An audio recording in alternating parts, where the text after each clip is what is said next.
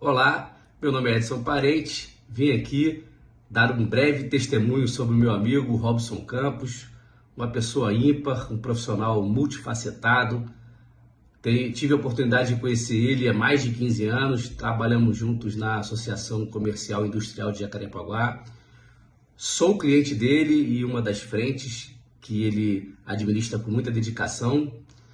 É uma pessoa fora de série. Eu brinco que ele é um outlier, né? Ele é fora de série, sempre com novas ideias, um empreendedor nato, com várias frentes, um incansável profissional atrás dos objetivos de vida, do propósito que ele segue. Uma pessoa séria, posso atestar. E é isso. Muito orgulho desse meu amigo que está lançando agora mais um livro, que eu desejo que seja de muito sucesso. Um abraço, tchau, tchau.